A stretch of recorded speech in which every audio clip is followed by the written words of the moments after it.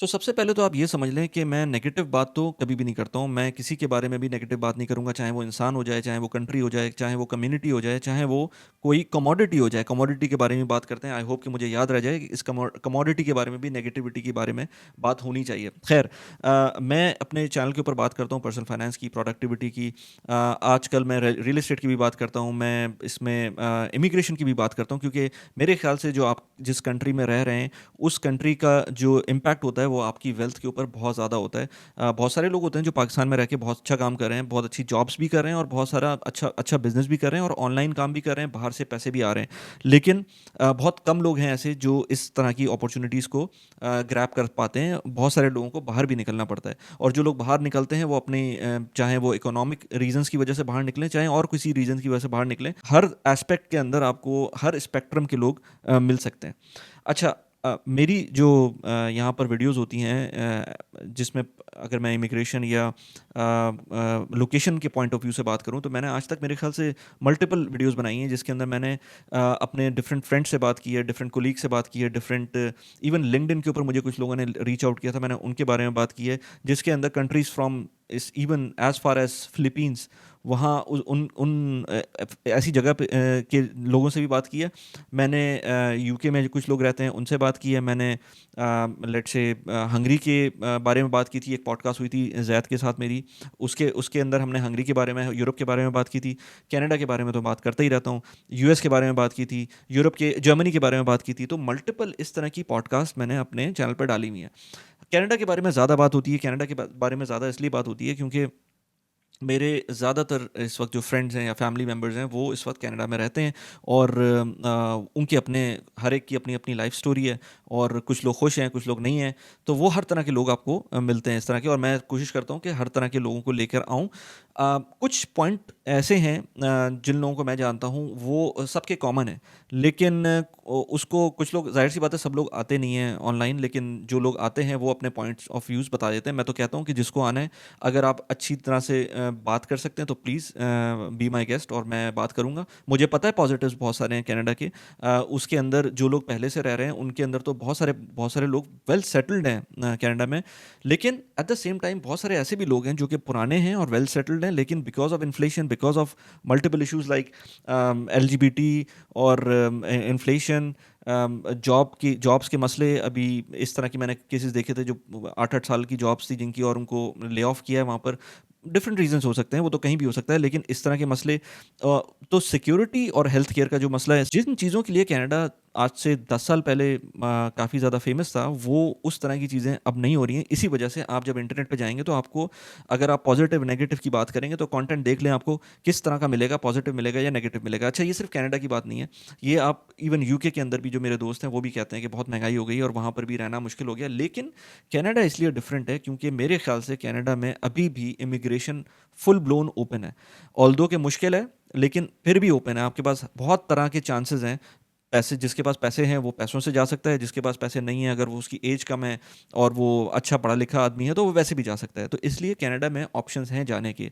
UK में उस तरह के ऑप्शंस नहीं है, और अगर ऑप्शंस हैं भी तो उसमें 7-8 साल का टाइम लगता है आपको, या 6-7 साल का टाइम लगता है टुवर्ड्स योर इमिग्रेशन और पासपोर्ट। इसी तरह से यूएस में तो खैर कोई प्रॉपर ऑप्शन है ही नहीं, वो H1B का ऑप्शन है, वो एज गुड एज वो दुबई ही है, क्योंकि दुबई के अंदर भी आपको परमानेंसी नहीं होती है, H1B के अंदर भी एक टाइम के बाद परमानेंसी होती है, लेकिन उस वक्त तक आपका जो फेट है वो हैंगिंग इन बैलेंस होता है। ऑस्ट्रेलिया भी इस वक्त इतना खुला हुआ नहीं है, यूरोप के भी अपने हाल को इतने अच्छे नहीं है, तो इसलिए एक रह देकर देकर कनाडा ही बचता है जहाँ पर इस वक्त भी लोग इमिग्रेट कर रहे हैं। अब वो, आप अपनी जो कैनेडियंस मुझे इस वक्त देख रहे हैं, वो अपनी गवर्नमेंट से आप पूछ सकते हैं कि उन्होंने इमिग्रेशन खोलनी थी, सही खोली हुई है, नहीं खोली हुई है, ओवर पॉपुलेशन तो नहीं हो रही है वहाँ पर।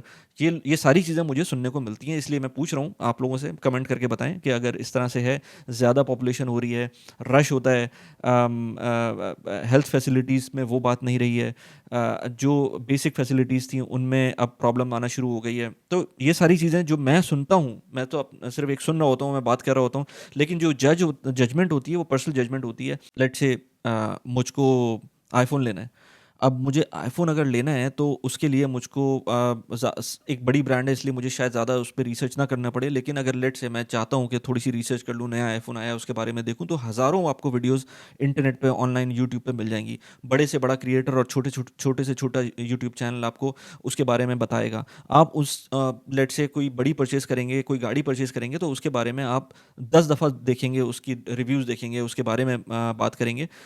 लेकिन इमिग्रेशन के बारे में अगर आप रिसर्च करके किसी कंट्री नहीं जाते, जिस तरह से बहुत सारे स्टूडेंट्स होते हैं वो कहते हैं कि हम लेट्स से चले जाते हैं कनाडा, हमें पता है कि यार पर आवर का रेट ये है और कुछ ना कुछ तो हमें मिल ही जाएगा, अगर 20 घंटे काम करते हैं तो इतने पैसे मिल जाएंगे और इससे हमारा रहना सहना भी हो जाएगा और थोड़ा बहुत पैसे बच जाएंगे तो फीस के अंदर भी शामिल हो जाएंगे। अगर ये अजम्पशंस जो कि गूगल पे नज़र आ रही हैं वो करके आप डायरेक्ट लैंड करते हैं कनाडा, तो आपका या आप किसी भी कंट्री यूके या कहीं भी, तो आपका क्या ख़्याल है कि आपके जो डिसीज़न थे वो सही थे? आपको रिसर्च नहीं करनी चाहिए थी और जब रिसर्च करेंगे तो आपको हर तरह का कंटेंट मिलेगा, जिसमें मेरा कंटेंट भी मिलेगा, जिसके अंदर जो लोग आ रहे हैं वो जेन्युइन लोग हैं, जिन्होंने जो भी बात की है वो अपने पर्सपेक्टिव से, अपने हिसाब से की है। लेकिन बहुत सारे लोग होंगे जो कि उस चीज़ को उनके लिए वो मैटर ही नहीं करती, जो चीज़ें उन्होंने उनको मैटर करती हैं। आज से लेट्स से 10 साल पहले एज़ आई सेड बिफोर के कनाडा का सिचुएशन डिफरेंट थी, आज डिफरेंट है। कोई बंदा अगर 10 साल पुरानी थिंकिंग लेकर कनाडा लैंड करेगा तो प्रोबेबली वो सही नहीं होगा, उसको आज का कंटेंट देखना चाहिए। क्या प्रोज़ हैं, क्या कॉन्स हैं, वो पहले से पता होना चाहिए। हाँ, अच्छा, उसमें अगर कोई प्लान करके जाता है कि मुझे सिर्फ़ पासपोर्ट लेना है और उसके बाद चाहे मैं शायद यूएस चला जाऊँ और या फिर मैं वापस दुबई आ जाऊँ या फिर मैं कहीं और चला जाऊँ या फिर इवन वापस पाकिस्तान, इंडिया चला जाऊँ। तो ये अपनी उसकी उसकी थिंकिंग है, वो कर सकता है क्योंकि कोई इल्लीगल काम तो नहीं है ये। अगर आप वहाँ जाते हैं, पासपोर्ट लेते हैं और उसके बाद वापस चले जाते हैं, तो कोई इल्लीगल काम तो नहीं है। मतलब आपके ठीक है, आप उसको कह सकते हैं कि वो शायद इमोरल है, लेकिन मेरे ख्याल से कोई इल्लीगल काम तो नहीं है। वो इस तरह की अवेलेबिलिटी है, किसी न किसी को रोका तो नहीं है। बाकी ये कि देखें, आप किसी को जज नहीं कर सकते। आप ये नहीं कह सकते कि जो दुबई में रहते हैं वो किस तरह से रहते हैं। You can not look down upon them, क्योंकि बहुत सारे लोगों को मैं जानता हूँ और पर्सनली मेरी भी एग्जांपल इस तरह की है कि हम दुबई ऐसे ही नहीं आ गए थे। हमें ये था कि यार अपने पेरेंट्स से करीब रहेंगे, पाकिस्तान से निकलना था, तो हम यूएई आ गए थे।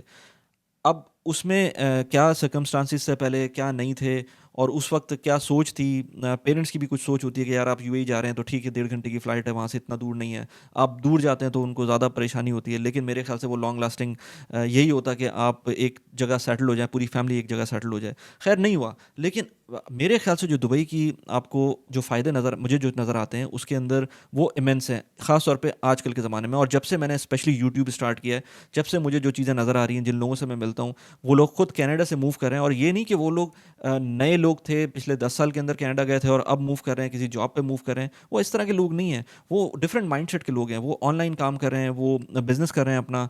बहुत सारे कंटेंट क्रिएटर्स को मैं जानता हूँ जो ना सिर्फ पाकिस्तान से बल्कि पूरी दुनिया से मूव करने का सोच रहे हैं दुबई, और उसके रीज़न्स बहुत सारे हैं। उसके रीज़न्स यहाँ की फैसिलिटीज़ हैं जो यहाँ की गवर्नमेंट प्रोवाइड कर रही है, जिसमें टैक्स बेनिफिट सबसे बड़ा है, जिसमें आपको कोई टैक्स देना नहीं पड़ेगा। एक जो नॉमिनल फ़ीस है जो आप पे करेंगे बीइंग अ कंटेंट क्रिएटर या लेट्स से कोई अपना बिजनेस सेटअप करते हैं, अगर आपकी जो इनकम है वो हाई नेटवर्थ के अंदर फॉल कर रही है तो आपके लिए दुबई से अच्छी जगह नहीं बनती। यूएस को मैं एक अलग साइड में रखता हूँ, लेकिन जो जो अगर वैसे बात करें तो दुबई से अच्छी जगह नहीं बनती, क्योंकि यहाँ पर आपको बहुत सारे ऑप्शंस मिलते हैं। सेंटर ऑफ द स्टेज है। आपकी जो एक्सेसिबिलिटी है वो यूरोप से भी होती है, अफ्रीका से भी होती है, साउथ एशिया से भी होती है, हर जगह से होती है। तो आप इसको कहीं से भी इसको नेगेट नहीं कर सकते। कुछ लोग होते हैं उनको छोटी-छोटी चीज़ें गलत लगती हैं, बुरी लगती हैं, तो मैं अभी उन चीज़ों के बारे में नहीं जानना चाहता, लेकिन वो हर एक का अपना पर्सनल पर्सपेक्टिव होता है। उसको आई वुड से कि रिस्पेक्ट करना चाहिए। अच्छा, क्विकली मैं एक और चीज़ बता दूँ, this video is powered by tap tap send. Tap tap send के थ्रू आप बहुत आराम से पाकिस्तान पैसे भेजना चाहें, इंडिया पैसे भेजना चाहें, बांग्लादेश, नेपाल, कहीं भी पैसे भेजना चाहें, बहुत आराम से पैसे भेज सकते हैं जस्ट थ्रू द ऐप। आपको पूरा रिकॉर्ड भी मिलता है जब आपने पैसे भेजे होते हैं। इसके अंदर बहुत क्विकली पैसे जाते हैं और बेहतर रेट्स होते हैं। आप बहुत आराम से इस ऐप को यूज़ कर सकते हैं। मेरा रेफरल कोड आपको नीचे डिस्क्रिप्शन में मिल जाएगा या कमेंट में मिल जाएगा। उसको यूज़ करते हुए आपको 25 दिरहम्स या $10 का रेफरल बोनस मिल सकता है। लिंक मैंने डिस्क्रिप्शन में डाला हुआ है। Now let's get back to the video. अच्छा, मैंने शुरू में एक बात की थी कि मैं किसी चीज़ के बारे में नेगेटिव बात नहीं करता, ऑल्दो कि मैं कमोडिटी की मैंने बात की थी। तो कमोडिटी से मेरा क्या मुराद है, बेसिकली मैं बिटकॉइन के बारे में कोई अच्छा मेरे ख्याल से कोई बहुत ज़बरदस्त कोई एसेट क्लास नहीं है। उसके बारे में एक वीडियो चल रही थी आंद्रे जिक की विद डेव रैमजी, ये दोनों काफ़ी मशहूर लोग हैं यूएस के अंदर। आंद्रे जिक तो यूट्यूबर है और डेव रैमजी यूट्यूब पे प्रोग्राम भी करते हैं और वो काफ़ी पर्सनल फाइनेंस में काफ़ी बड़ा नाम है। तो इन दोनों की एक पॉडकास्ट थी, तो आंद्रे जिक बोलता है कि यार बिटकॉइन मेरी और डेव रैमजी की सारी चीज़ें कॉमन है ऑलमोस्ट, लेकिन एक चीज़ के ऊपर थोड़ा सा डिफरेंस ऑफ ओपिनियन आता है और वो है बिटकॉइन। बिटकॉइन को लेकर जो डेव रैमजी है वो कहता है कि नहीं, मुझे वो चीज़ समझ नहीं आती है और उसके बहुत सारे रीज़न हैं, मैं अभी डिटेल में नहीं जा रहा, लेकिन आंद्रे जिक कहता है कि मुझे पसंद है। तो वो क्या रीज़न है कि डेव रैमजी को वो समझ नहीं आती? तो डेव रैमजी के पास बहुत सारे रीज़न्स हैं, लेकिन उसमें से एक रीज़न ये है कि वो कहता है कि बिटकॉइन का मुझे पास्ट नहीं पता, मेरे पास कोई इसका ट्रेंड नहीं है। अब ट्रेंड कैसे नहीं है? 10 साल 15 साल मैक्सिमम हो गए हैं बिटकॉइन को, और अगर हम गोल्ड को देख लें या स्टॉक मार्केट को देख लें या इस तरह की और जो एसेट क्लासेस हैं उनको देख लें, तो वो तो सेंचुरी से चलती हुई आ रही हैं। तो हमें ट्रैक रिकॉर्ड पता है गोल्ड का, हमें ट्रैक रिकॉर्ड पता है लेट्स से प्रॉपर्टीज़ का या रियल एस्टेट का, लेकिन इसी तरह से हमें दुबई का ट्रैक रिकॉर्ड बहुत पीछे जाना पड़ेगा, 1971 जाना पड़ेगा, और उससे बाद ही यूएई के अंदर हमें चीज़ें नज़र आई हैं चलती हुई। लेकिन जितनी तेज़ चलती हुई नज़र आई हैं, हम देख सकते हैं कि उसके अंदर कितनी क्या ब्रांड बन गया है। इसी तरह से आप अगर वेस्टर्न कंट्रीज से दुबई को कंपेयर करेंगे, तो वो आप कंपैरिजन इसलिए नहीं कर सकते कि वो बहुत सीनियर है इस मामले में। सिंगापुर को देख लें, सिंगापुर ने अपनी ब्रांड बनाई है, वो भी बहुत रीसेंट है, और इसी तरह से लेट से जो साउथ कोरिया है उसने भी अभी रिसेंटली अपनी ब्रांड बनाई है। तो इनके ट्रेंड्स उस तरह से तो नहीं है, यूएई के ट्रेंड उस तरह से नहीं है, लेकिन बहुत कम टाइम में एक बहुत बड़ी ब्रांड बन गई है। तो इसलिए मैं कहता हूँ कि नेगेटिविटी किसी सूरत भी अच्छी नहीं है। अच्छा, क्योंकि मेरे पास काफ़ी इस तरह के केसेस आते हैं, जो लोग मूव करना चाहते हैं, भले वो दुबई से मूव कर रहे हो कनाडा, भले वो कनाडा से दुबई मूव कर रहे हो, इसके अंदर काफ़ी केसेस आते हैं जिसमें एक दो केसेस इस तरह के भी आए थे जिसके अंदर लोगों को अपने बच्चों की वजह से मूव करना पड़ा था कनाडा से, और सिर्फ इसलिए नहीं कि उनको कोई इशू था इन टर्म्स ऑफ सोसाइटी, उनको मेडिकल रीजंस की वजह से दुबई मूव करना पड़ा था, और ये चीज़ें लोगों को समझ नहीं आती हैं। अगेन वही बात है, आपको जब तक किसी का पर्सपेक्टिव समझ नहीं आएगा, आपकी बात समझ नहीं आएगी कि वो बंदा क्यों ये बात कर रहा है। मैं आपको एक छोटी सी एग्जांपल देता हूँ, जिसके अंदर मैं एक फैमिली को जानता हूँ जो लोग कनाडा से मूव हुए थे जब उनका बेटा मेरे ख्याल से कोई 1.5 साल का था। उनको आइडिया हो गया था कि इसको ऑटिज़म का प्रॉब्लम है। अब कनाडा में जो ऑटिज़म के रिलेटेड जो ट्रीटमेंट था या थेरेपीज़ थी, उसके लिए उनको काफ़ी लेट अपॉइंटमेंट्स मिल रहे थे, उनको काफ़ी देर वेट करना पड़ा था। मुझे पता है कि कनाडा की जो हेल्थ सिस्टम है वो काफ़ी अच्छा है, लेकिन जब आप लाइन में लगे हुए होते हैं उसमें काफ़ी टाइम लग रहा होता है। तो वो जो टाइम था, इस तरह के केसेस में आपको आप अफोर्ड नहीं कर सकते एक दिन भी डिले करना, क्योंकि ऑटिज़म के केसेस या इस तरह के जो केसेस होते हैं उसके अंदर थेरेपीज़ फ़ौरन स्टार्ट करनी होती हैं, अदरवाइज़ वो लाइफ लॉन्ग एक प्रॉब्लम रह सकती है। उस फैमिली ने, दुबई में भी कोई सस्ता नहीं था उस टाइम पर थेरेपीज़ करवाना, लेकिन एटलीस्ट आपको एक्सेस था। जो चीज़ मुझे याद पड़ा है कि उन्होंने बताई थी, कनाडा में अगर प्राइवेट थेरेपीज़ करवाते तो आई थिंक कोई वो $800 की पड़ रही थी पर डे की, जबकि वो दुबई के अंदर अगर वो करवा रहे थे, वो मेरे ख्याल से शारजा में करवा रहे थे, तो उनको उस वक्त 300 दिरहम्स की पड़ रही थी पर डे की, which is a huge difference between, अगर दोनों को देखें तो कहाँ $100 ऑलमोस्ट और कहाँ पर वो 900 या 600 700 समथिंग लाइक दैट, वो काफ़ी 6 to 7 टाइम्स था।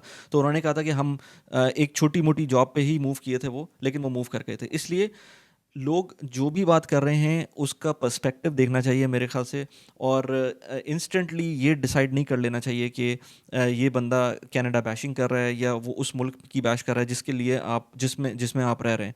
कोई भी कहीं भी प्रॉब्लम में आ सकता है और कोई भी कहीं भी खुश रह सकता है। So I talk about personal finance on this channel, I don't talk about negativity at all.